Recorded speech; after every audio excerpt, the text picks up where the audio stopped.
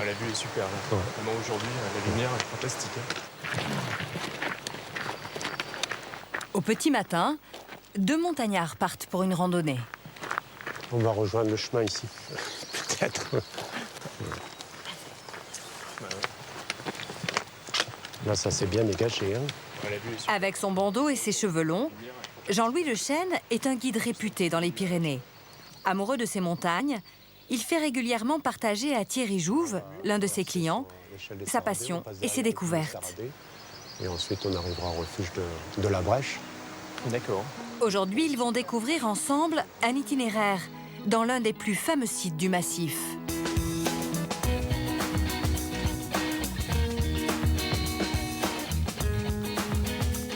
Voici le cirque de Gavarnie. Au cœur du parc national des Pyrénées, c'est un lieu unique, classé au patrimoine mondial de l'UNESCO. Ce massif calcaire culmine à plus de 3000 mètres d'altitude.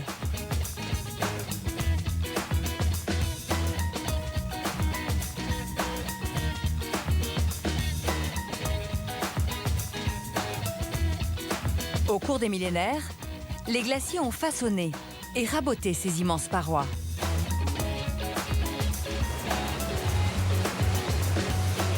Jaillissant des falaises, voici le joyau de Gavarnie. La Grande Cascade.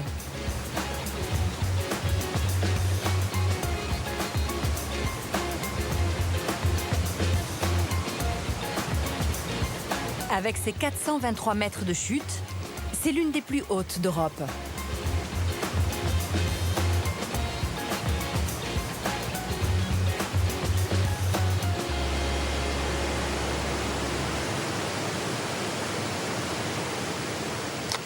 Ouais, là, ça y est, on rentre dans l'ombre.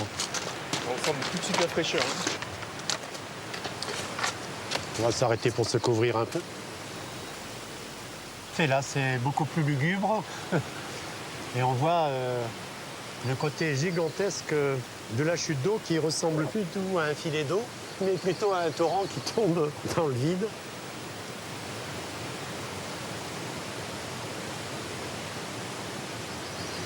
Dans cet amphithéâtre naturel, à la fonte des neiges, l'eau jaillit de toutes parts.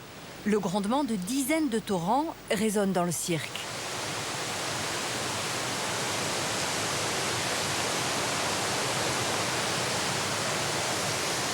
Waouh, regarde Thierry, super. À quelques mètres du pied de la cascade, le bruit est assourdissant. Et le bruit de l'eau, de temps en temps, t'as un gros jet. Grâce à un petit passage dans la falaise, qu'il est l'un des rares à connaître, le guide emmène son client au plus près de la chute d'eau. Bon, là, on est presque dessous. Hein. C'est génial. T'as Je pense amené, qu'il va y avoir un gros tuyau là-haut. Hein. t'as amené ton shampoing. Mais ici, on réalise l'ampleur, la quantité d'eau qui tombe. Et en fait, on ne peut pas ne pas venir voir le pied de la cascade. C'est ce qui fait l'objet de cet engouement et de ce côté féerique. Et l'été, si l'eau est chaude, on peut éventuellement se risquer à prendre la douche. Tu ressens vraiment le site, quoi. Ouais. Là, T'es au cœur. t'es au cœur, là.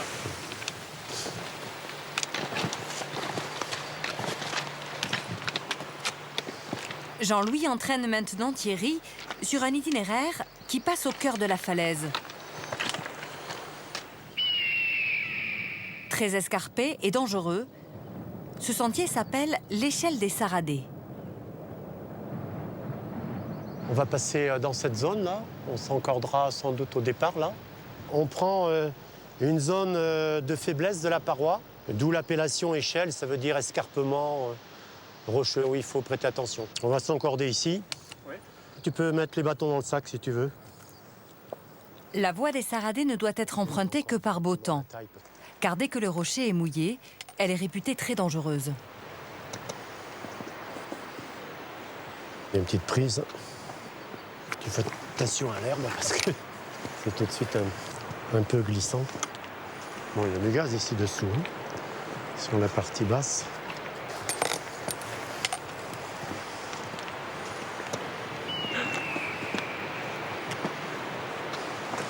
C'est escarpé là, hein.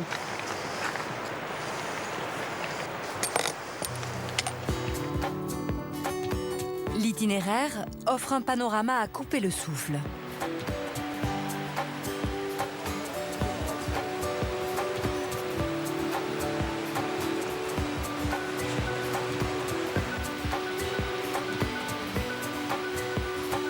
Moi, je reste toujours passionné.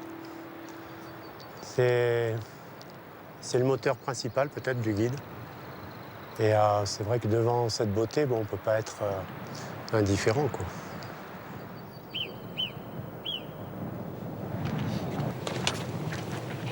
Avec l'altitude, les conditions changent. Car à plus de 2000 mètres, même au mois de juin, la neige est au rendez-vous.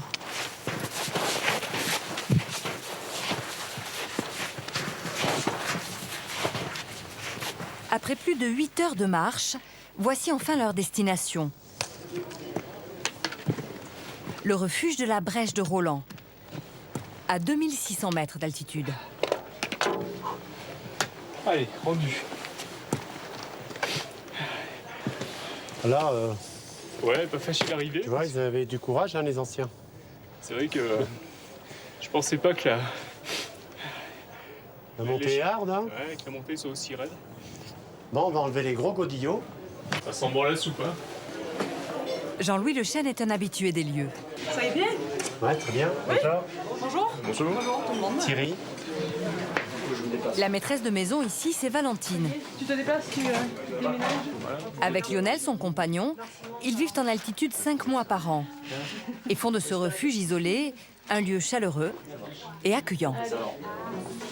Alors, chaque fois qu'ils montent ici, On t'apporte quelques surprises. Jean-Louis Le Chêne n'oublie jamais de leur apporter un petit cadeau. Un petit pot de rhubarbe et un gros pain au raisin. Maison. C'est toi? Oui. Bon, ben merci beaucoup. Il y a certaines personnes qui spontanément pensent à nous amener voilà, des choses fraîches à manger et mais c'est toujours sympathique. Dans la grande salle, l'ambiance est conviviale, car seuls les mordus de ces montagnes grimpent jusqu'ici. Et à 2600 mètres, ils retrouvent le goût des choses simples.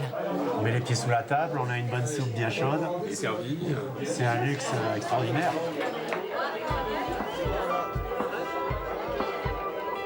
Après le repas, le refuge s'endort. Demain à l'aube, Jean-Louis et Thierry doivent poursuivre leur randonnée. Avec la nuit, un ciel extraordinaire apparaît. À cette altitude, la pureté de l'air permet de profiter du spectacle des étoiles.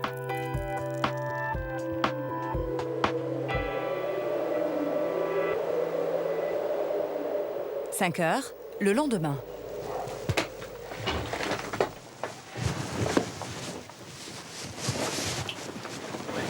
Il est prêt, mon élève?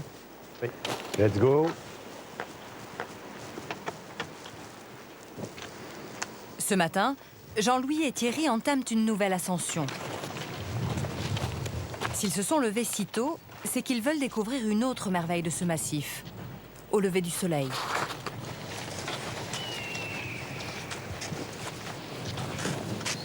Après 1 heure de marche, Waouh, regarde Thierry. voici enfin leur récompense. Ah, super. Ce lever de soleil, c'est génial.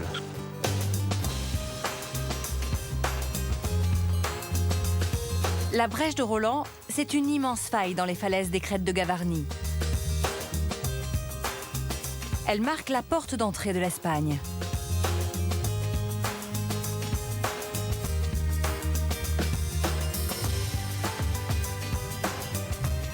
Depuis des siècles, elle a fait naître bien des légendes. C'est Victor Hugo qui lui donna son nom. Selon le poète, c'est ici que Rolland aurait brisé son épée, Durandal.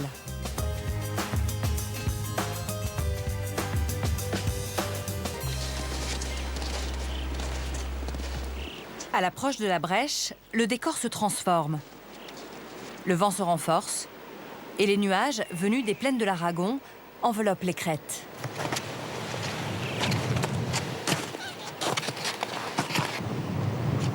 Encore quelques pas, voici la frontière. Waouh, c'est génial. Regarde, il y a Une brume qui stagne juste à 2800 mètres à peu près. Et le soleil est derrière sur l'Espagne. Ça souffle.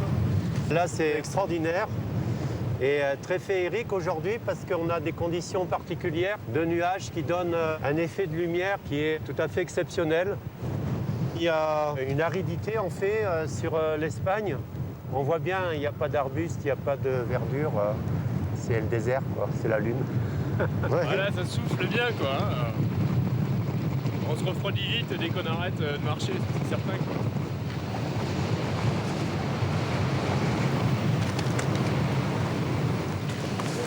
Pour se protéger du vent glacial, Jean-Louis guide son client au pied des falaises,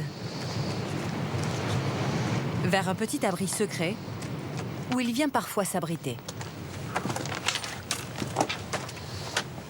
Allez, dans la grotte. Voilà, la grotte du comte Henri Russell. Ah, écoute, C'était bien bon, à hein. l'abri ici, hein, c'est bon. Ouais. Du chanchou et... Creusée à même la roche, C'est pas ça l'Ardiden. cette grotte permettait aux premiers alpinistes du 19e siècle de se mettre à l'abri lors de leurs ascensions. Ils ont mis un peu plus d'un mois pour faire cette grotte et on pouvait y dormir. Là, il y a de la neige encore de l'hiver à 5 ou 6. Il y a encore des gens qui y dorment, j'imagine. Il y a des gens qui bivouaquent encore, oui. Vous pouvez faire dormir là. Alors par terre, ils pouvaient mettre du foin pour tapisser, puis recouvrer d'un tapis. C'était assez confortable finalement. Cet abri est le témoignage d'une page de l'histoire de ces montagnes. Et surtout, de la vie d'un des plus grands pyrénéistes. Le comte Henri Russell. C'est lui qui fit creuser cette grotte.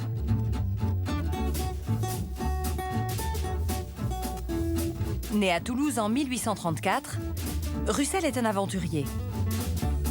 En quelques années, il enchaîne les premières sur les plus hauts sommets des Pyrénées.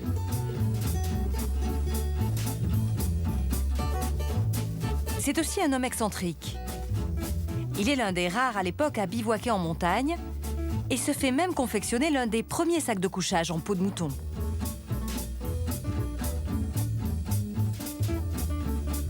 Pour passer plus de temps en altitude, il décide de se faire creuser des grottes dans la roche de ses montagnes favorites.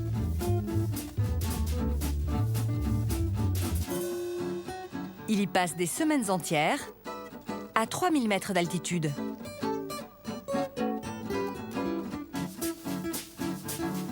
C'est lui qui fait travailler certains paysans de ces vallées, qui bientôt deviennent les premiers guides de haute montagne des Pyrénées.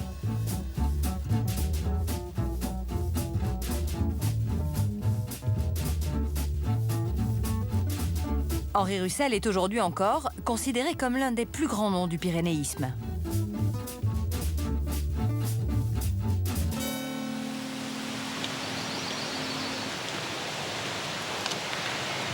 Au pied des sommets enneigés, les beaux jours font reverdir les pâturages d'altitude.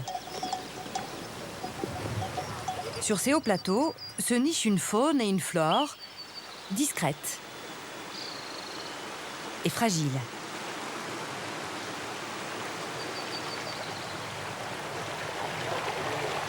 C'est le domaine de Gérard Ouzabiaga, l'un des gardes du parc national des Pyrénées. Là, c'est le cirque de Troumouze, en forme de fer à cheval. Ce que j'aime bien ici, c'est qu'il y a de l'eau, de l'herbe, des jolis pâturages, des moutons, des vaches, des isards, le gypaète et le fer à cheval, ça sent le bonheur. Ce fer à cheval, c'est le cirque de Troumouze. Un site sauvage. Classé lui aussi au patrimoine mondial de l'UNESCO, il est formé par un grand plateau, façonné par les glaciers.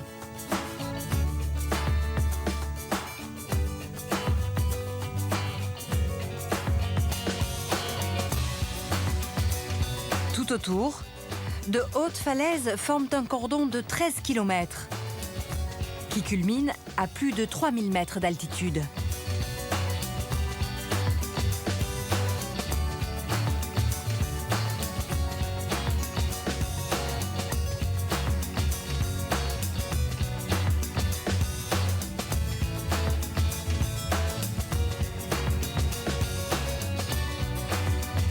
C'est un lieu austère et fascinant, réputé pour la rudesse de son climat.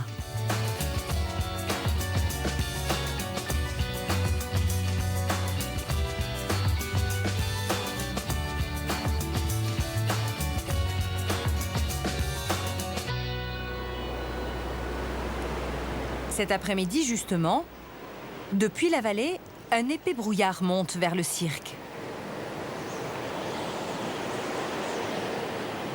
En quelques minutes, les montagnes disparaissent.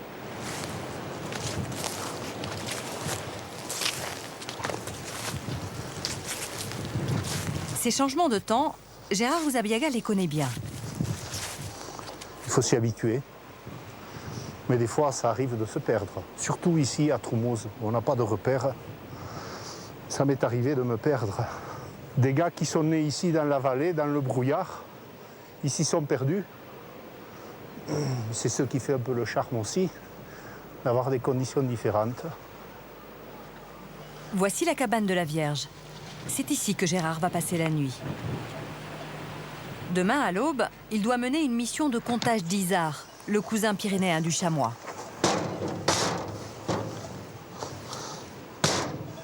C'est l'ouverture rustique? Oui, Ici, pas de clé. C'est un refuge à l'ancienne. c'est un peu grippé. On va ouvrir les fenêtres. La porte est toujours ouverte pour que les montagnards et les bergers puissent s'y abriter.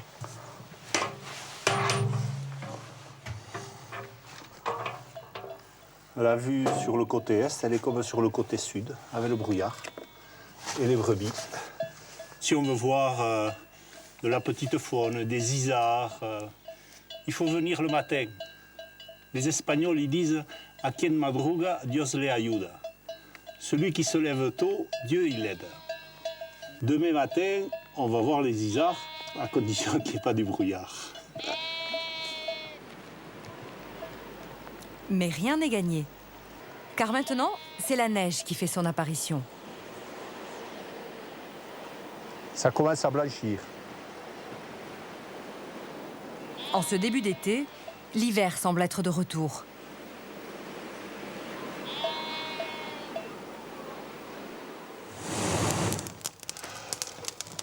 Ce soir, au chaud dans la cabane, Gérard prépare sa spécialité.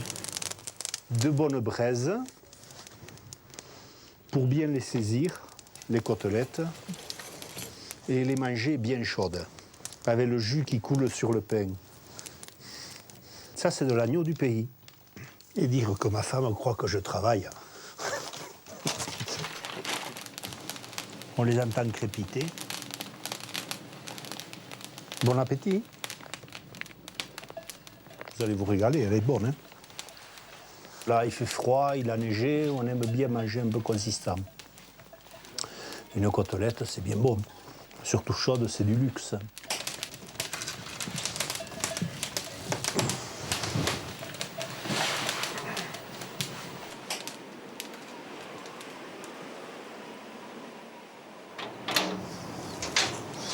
Il commence à faire jour. Il y a de la neige un peu, mais il va faire beau. Le lendemain matin, le cirque de Trumos a changé de visage.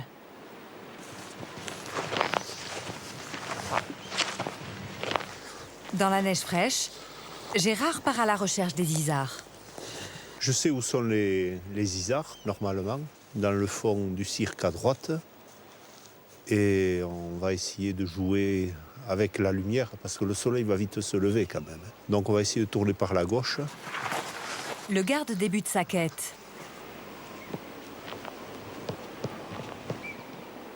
Mais les animaux semblent avoir déserté le cirque.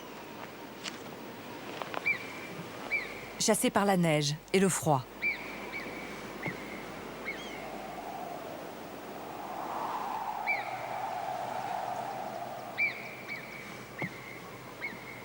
En partant, la harde a laissé des traces. La chevrée est passée par ici. Là, on voit bien les traces qui descendent. Les mères ont dû avoir des difficultés certainement à gratter le sol pour trouver l'herbe. Ils descendent jusqu'à trouver un lieu plus favorable certainement les mères donc pour brouter, parce que c'est le moment où il faut faire du lait. Donc déjà, elles doivent se nourrir et elles doivent nourrir les petits. Et ce n'est pas les conditions les plus faciles maintenant pour fabriquer du lait, là. Gérard suit la direction des traces.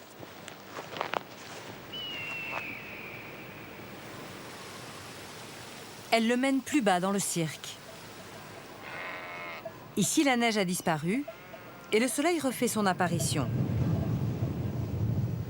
Le garde est sur leur piste depuis 2 heures, quand soudain... Hop. Ils sont là, juste derrière. Il faut faire gaffe, il faut se baisser un peu. Reste derrière moi 2 minutes. Ah, j'ai pigé. Ils sont sur les pierracelles. Hop, ils s'en vont.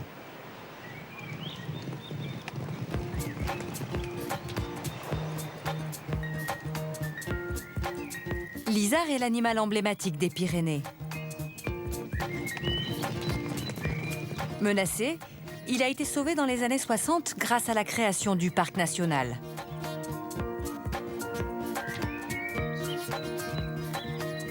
On a de la chance de les avoir là.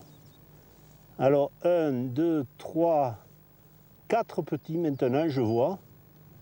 On dirait qu'il y a un petit qui tète au milieu. Il tète.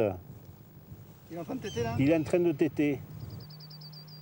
Pendant 2 mois, ils vont beaucoup téter et après, ils vont brouter de l'herbe. L'été, c'est crucial. Il faut qu'ils emmagasinent les forces et puis les faibles, de toute façon, ils ne vont pas passer l'été et l'automne. Ils seront la proie, en particulier de l'aigle royal. Et s'ils n'arrivent pas à se protéger entre les pattes de la mer ou même prendre les forces pour l'hiver qui est très rigoureux, l'hiver est un régulateur dans ces populations et ceux qui sont faibles ne passeront pas l'hiver. Les animaux s'éloignent. Le garde est rassuré. Le nombre de naissances dans la Harde est le signe d'une population en bonne santé.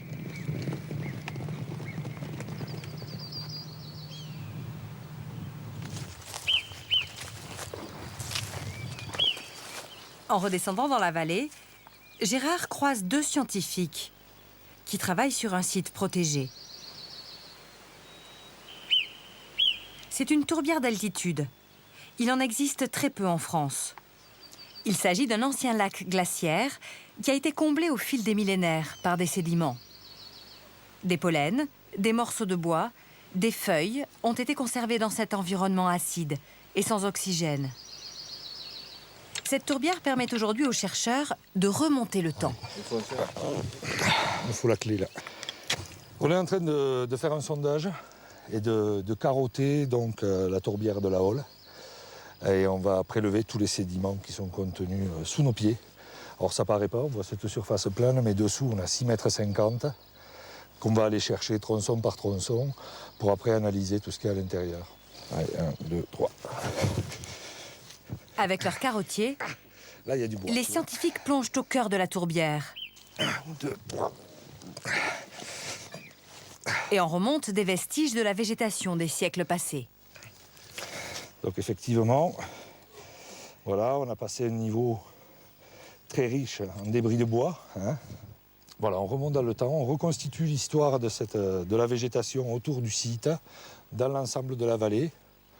À partir de l'histoire de la végétation, on pourra en déduire l'histoire du climat. Mais l'histoire de la transformation aussi de cette végétation va nous donner des informations sur le rôle de l'homme éventuel. À savoir comment l'homme a transformé et a construit ces paysages-là. Grâce à tous ces indices, ils ont découvert que dès leur arrivée dans ces montagnes, les premiers habitants des lieux ont modifié leur environnement. Les premières traces que l'on a, c'est durant la deuxième moitié du néolithique moyen, c'est-à-dire vers 4500 avant le Christ, à peu près. C'est des activités pastorales diffuses, et puis après, cette activité humaine va s'accroître. On va voir les premières céréales apparaître, peut-être quelques champs de ci, de là, en contrebas. Les déboisements vont s'accélérer. Et donc le territoire montagnard, le territoire agro-pastoral valéen se met en place à ce moment-là. Depuis 6500 ans, l'homme parcourt donc ces montagnes. Il y a créé des chemins, dont les itinéraires se sont transmis de génération en génération.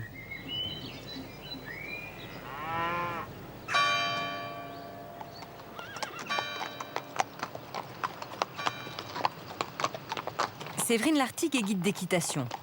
Ce matin, pour cet enfant de Gavarnie, c'est une première. Avec 2 de ses amis, elle veut tenter de parcourir à cheval l'un de ces sentiers historiques. Un chemin qui, pendant des siècles, a permis aux hommes de traverser la barrière des Pyrénées. On retrace un petit peu le parcours que prenaient mes aïeuls, qui faisaient le commerce avec l'Aragon de l'autre côté.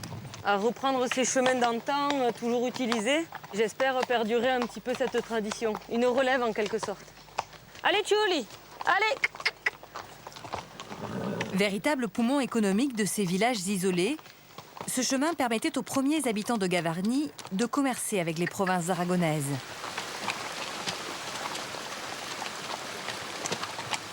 Chulo, allez, on y va! Rapidement, les premières difficultés commencent. Voilà, tu peux te mettre une main ici, si tu veux, saut. Ok, halte, on va s'arrêter, on va mettre pied à terre. Tombé dans l'oubli depuis des dizaines d'années, le sentier s'est détérioré. Voilà, là, le chemin, avec l'érosion, la pluie et même la neige, il s'est complètement effondré. Là, en fait, il faudrait refaire une murette ici et remettre de la terre pour le remettre comme avant, vraiment plat et agréable. Là, pour les chevaux, il va falloir, c'est toujours un peu technique. Allez. Parfois, face à la taille de l'obstacle, les chevaux hésitent même à avancer. Allez, on y va. Poker. Allez. Hop. Allez, hop. Allez, chulo. Ces difficultés permettent d'imaginer les conditions que rencontraient les mules et les chevaux des siècles passés. Après plusieurs heures d'efforts, les cavalières arrivent enfin dans les pâturages.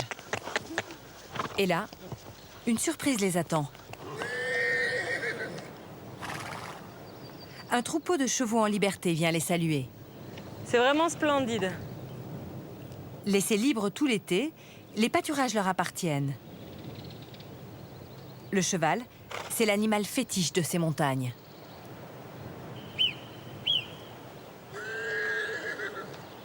Ok, on va enchaîner sur un petit trot et petit galop. Allez, chulo.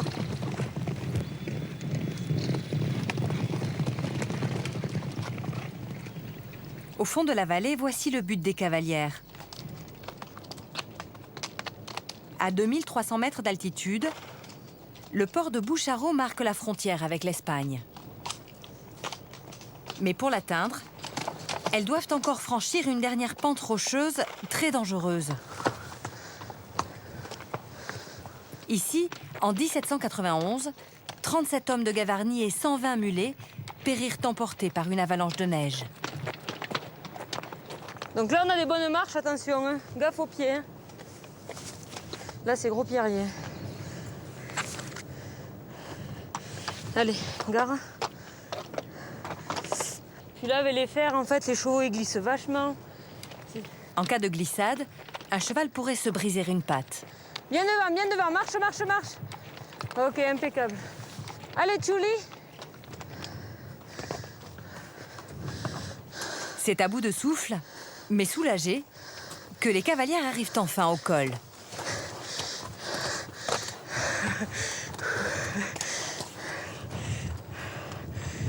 Ça y est, c'est fait? Ça y est, petit passage qui va bien. Pour les cavalières, c'est des bons souvenirs, des bons moments forts.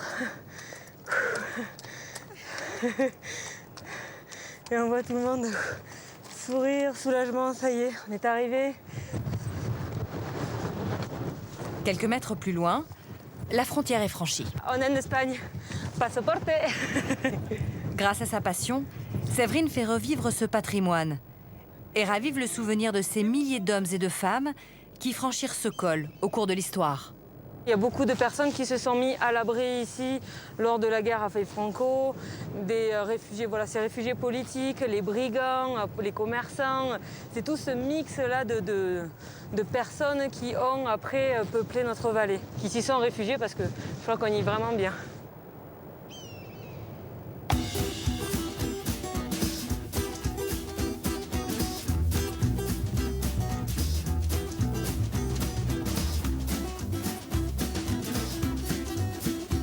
Un peu plus loin, sur la ligne de frontière entre la France et l'Espagne, nous rejoignons un autre haut lieu de l'histoire de ces montagnes.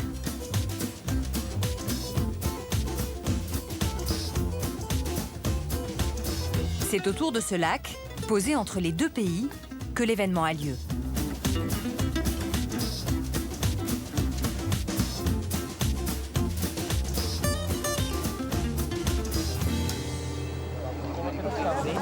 Sur les crêtes du lac de la Bernatoire, nous retrouvons Gérard Uzabiaga, le garde du parc national.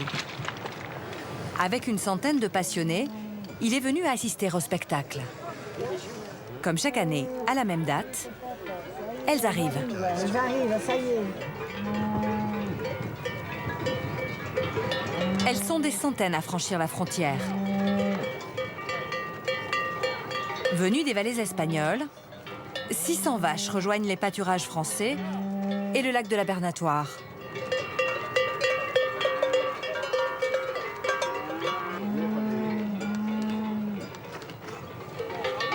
Un voyage exténuant pour les animaux et les bergers. Hemos empezado hace 2 días. Hombre, es duro, es duro. Es duro porque el camino cuesta de subir. Pero bien, normal. Malgré les mauvais chemins et l'école à plus de 2000 mètres, pas question pour eux de renoncer.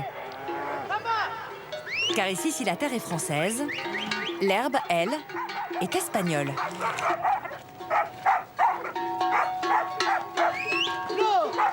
Un traité du XIIIe siècle leur permet en effet de faire brouter leurs animaux pendant les mois d'été.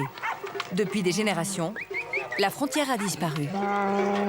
Han pasado todos tus antepasados que han venido 700, 800 años antes que tú por el mismo camino. La verdad que es emocionante y además es un aliciente para que esto no se pierda. Y lo bueno es encontrar amigos un año tras otro que te están esperando y bueno, es un día de fiesta al final.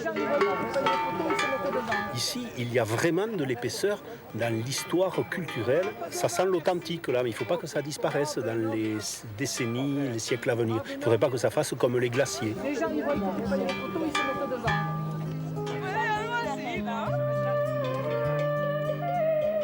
Yo creo que los Pirineos no es ni de Francia ni de España, es de personas. Pendant longtemps, il n'y a pas eu de frontière entre la France et l'Espagne. Et pour nous, elle n'y est toujours pas. Là. Voilà. C'est le même pays. C'est le même pays, c'est le pays des Pyrénées. Voilà.